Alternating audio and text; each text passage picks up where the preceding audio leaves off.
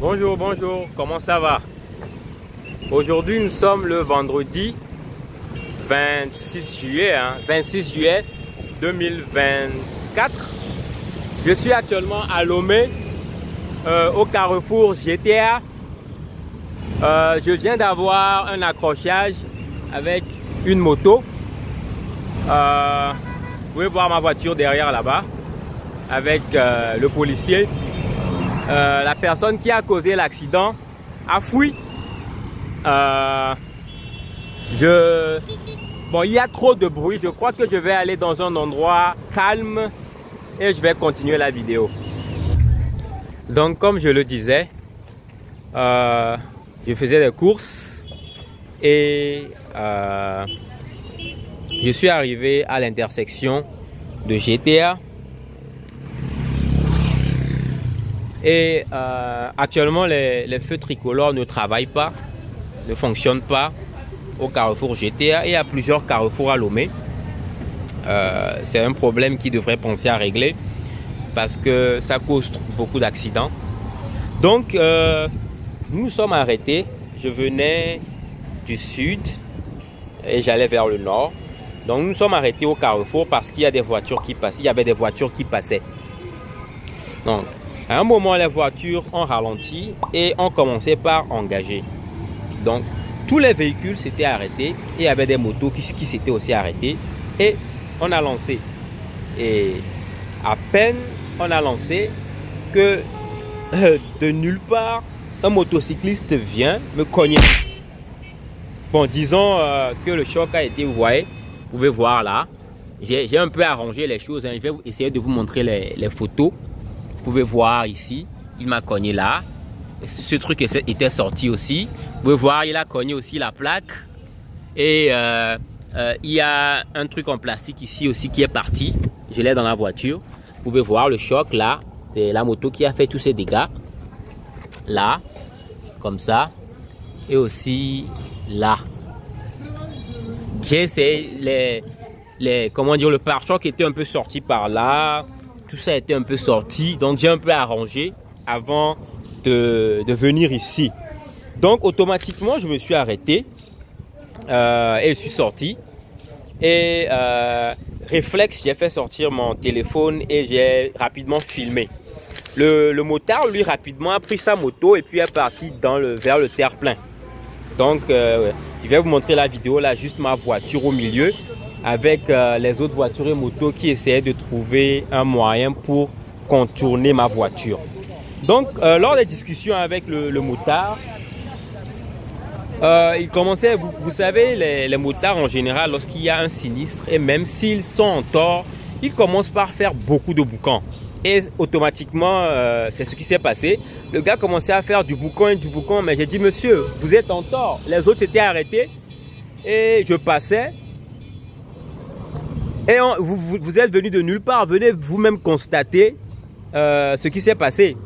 Et naturellement, il montait, il voulait rien reconnaître et il faisait beaucoup de boucans comme si c'était lui qui avait toutes les raisons du monde. Donc, je lui ai proposé d'aller voir les policiers. Malheureusement, les policiers étaient un peu éloignés de l'autre côté de la voie. Donc, on ne pouvait pas juste les appeler. Et ils n'avaient pas remarqué l'incident. Et en fait, ils étaient aussi en réunion, je crois. Tous les policiers étaient en train de parler.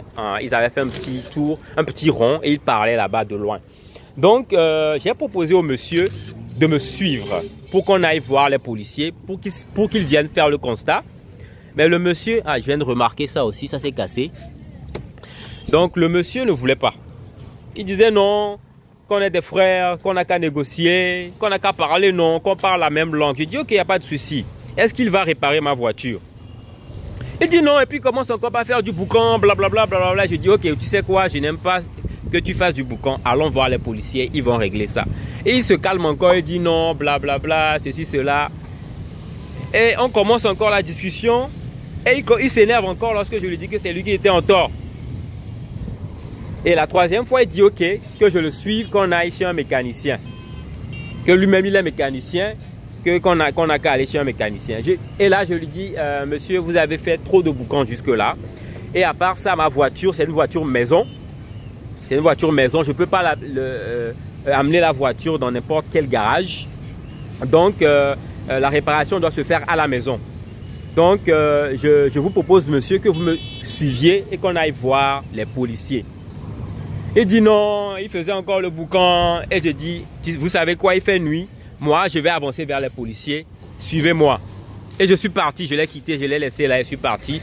Mais en temps, j'avais bougé la voiture. J'ai enlevé la voiture du centre de la circulation parce que ça causait beaucoup d'embouteillages. Donc, j'ai pris plein de photos et une petite vidéo. Et j'ai enlevé la voiture et je l'ai mis sur le terre-plein avant que je ne discute avec le monsieur. Donc, là, je suis parti voir les policiers. Je leur ai exposé les faits. Et ils m'ont demandé où est le monsieur. Je me suis tourné, le monsieur a fui. Le monsieur a fui, il est parti. Et les policiers m'ont conseillé de venir au commissariat de Djidjolé. Donc, je viens d'arriver au commissariat de Djidjolé. Et je vais aller porter plainte. Ce n'est pas la première fois que ce genre de choses se passe. À Lomé, il y a un problème dans la circulation.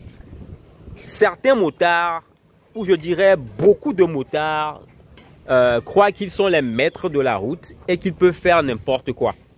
Et les voitures sont assurées, la plupart des motos ne sont pas assurées. Et lorsqu'il y a un accident, puisque le motard n'est pas assuré, il a peur et il prend la fuite ou bien c'est des problèmes. Et même s'il reconnaît son tort, il n'y a aucune assurance pour réparer la voiture qu'il a cognée ou bien la voiture à qui il a causé du tort. C'est un problème franchement au Togo ici qu'on doit résoudre. Parce que là, il y a plein de gens à qui on cause des problèmes pour rien du tout. J'ai eu plein de voitures dans le passé et à plusieurs reprises, on m'a cogné derrière. Bon, j'ai jamais eu de sinistre devant comme ça. Mais la plupart du temps, c'était derrière. Vous vous arrêtez et puis vous cognez derrière. Même cette voiture, je ne sais pas si je peux vous montrer. On m'a cogné derrière à peine 2 mois après l'avoir acheté. Une voiture maison, 2 mois, regardez. On me cogne là. Regardez. Et je n'ai plus rien faire parce que le gars n'est pas assuré. Ce serait juste une perte de temps. J'ai dû quitter, je me suis fâché, je n'ai plus rien dire. Je suis sorti, j'ai vu la voiture. Le monsieur s'excusait, mais bon, est-ce que les excuses vont réparer la voiture? Non. Donc là, je suis parti comme ça et le dégât est resté comme ça. Et aujourd'hui encore, regardez ce qui vient de se passer. Donc je viens d'arriver au poste de police de Djidjolé. Je vais aller les voir et je reviens vous faire un compte rendu. À tout à l'heure. Ok, donc je viens de sortir du commissariat de Djidjolé. Donc je suis allé et on m'a gentiment montré la brigade accident. C'est là où on doit aller lorsqu'il y a des soucis de la circulation. Donc j'ai expliqué ce qui s'est passé à l'officier. Et l'officier a pris note et il m'a demandé si je voulais porter plainte. J'ai dit oui, je voulais porter plainte. Et l'officier m'a demandé si j'ai l'immatriculation de la moto. Donc, heureusement, j'avais pris des vues de la moto et du motocycliste. Il m'a fait une petite leçon tout à l'heure aussi. On ne dit pas motard. Les motards, ce sont les officiers qui conduisent les motos de l'État. On dit souvent, on doit dire motocycliste. Donc, j'ai pris une photo du motocycliste et une photo de la moto avec la plaque. Et il dit, bon, ils peuvent faire des recherches. Ils vont faire des enquêtes pour identifier le propriétaire de la moto. Et je dois payer 5000 francs. 5000 francs pour que l'enquête, pour faire ces recherches et tout ça. Ils vont faire les recherches et ils vont me contacter. Si je suis d'accord, j'ai dit oui, je suis d'accord. Donc, j'ai donné les 5000 francs et on m'a pris mes informations, ma carte d'identité, on a noté les informations.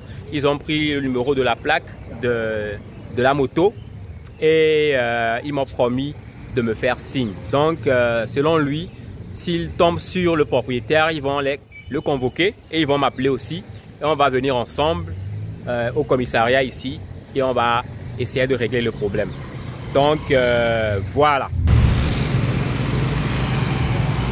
Il y a une autre chose que j'ai oublié de dire, c'est que à part le fait que la plupart des motos n'ont pas d'assurance, la plupart des motocyclistes aussi n'ont pas leur permis de conduire. Donc, la plupart d'entre eux n'ont pas la notion ou bien ne connaissent pas les règles de la circulation. Donc, ils roulent n'importe comment, surtout les plus jeunes. Donc, le gouvernement, je crois, a à plusieurs reprises essayé de forcer les gens à passer ces permis. Mais la plupart du temps, ça n'a pas été du succès. Donc actuellement à Lomé, et je dirais même sur toute l'étendue du territoire, la plupart des motocyclistes n'ont pas leur permis et n'ont aucune notion des codes de la route, du code de la route. Donc voilà, actuellement je suis à Zénère, je suis en train de prendre du carburant et je vais rentrer. Je crois que je vais maintenant arrêter la vidéo ici et je vous ferai une mise à jour lorsque j'ai des nouvelles. Ciao, ciao!